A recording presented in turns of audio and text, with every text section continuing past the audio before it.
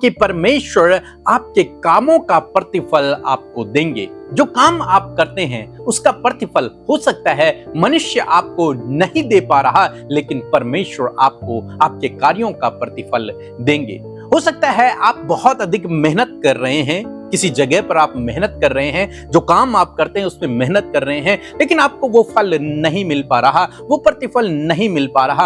आपके ऑफिस में, आपके जॉब करने के स्थान में, या फिर आपके घर में, या फिर आपके बिजनेस पर, कहीं पर भी जो काम आप कर रहे हैं उसका प्रतिफल आपको नहीं मिल पा रहा है। तो आज परमेश्वर का वचन आपसे कहता है कि परमेश्वर आपको आपके कामों का प्रतिफल देंगे। वो रिवॉर्ड परमेश्वर के पास है, प्रतिफल देने वाला परमेश्वर है और वो आपको अवश्य देंगे। एक समय की बात है जब मैडम और मैं, हम दोनों एक स्कूल में जॉब किया करते थे, और जब 1 साल कंप्लीट हुआ तो सब लोगों की ये उम्मीद थी कि इस साल हमारी सैलरी बढ़ेगी।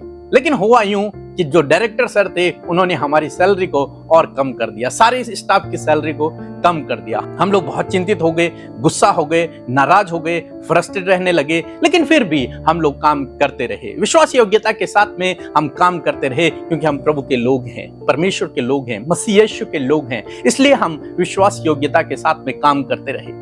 नेक्स्ट ईयर आया और हमारा बड़ा बेटा एरन उस समय उसकी माँ के पेट में था और डिलीवरी की डेट नजदीक आ गई थी।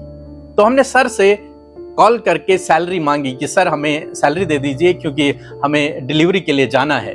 तो सर ने मना कर दिया कि हमारे पास पैसे नहीं हैं, इस समय हम आपको नहीं दे सकते। फिर हम और टेंशन में आ गए और फ्रस्ट्रेट हो गए और गुस्सा आने लगा और हमने वहां से जॉब को छोड़ दिया।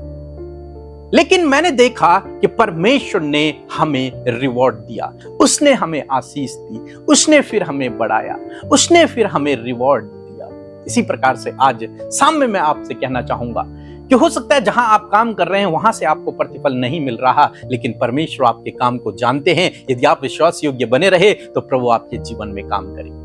इसी प्रकार से हम लोग देखते हैं इजरायलियों के जीवन में। इजरायली लोग मिस्र में थे और मिस्र में वे बहुत अधिक कठोर मेहनत का जीवन व्यतीत कर रहे थे, उनसे बहुत अधिक कठोर काम करवाया जा रहा था और उसका प्रतिफल उन्हें नहीं मिलता था। तो जब परमेश्वर ने मूसा को भेजा उन्हें छुड़ाने के लिए, तब परमेश्वर ने एक विशेष काम इजरायलियों को करने के लिए कहा। हम लोग पढ़ेंगे निर्गमन की किताब उसका 12 अध्याय 35 पद, जहां पर कुछ इस प्रकार से लिखा है। इजरायलियों ने मूसा के कहने के अनुसार मिस्रियों से सोने चांदी के गहने और वस्त्र मांग लिए। आमीन। दोस्तों, यहाँ पर परमेश्वर का वचन कहता है कि परमेश्वर ने मूसा से कहा कि सारे इजरायलियों से कहो अपने पड़ोस से जाकर सोना चांदी गहने कपड़े मांग लो। और उन्होंने ऐसे ही किया और सब मिस्री लोगों ने उनकी बात को माना और सब ने उनको अपना सोना चांदी और अपने कपड़े दे दिए।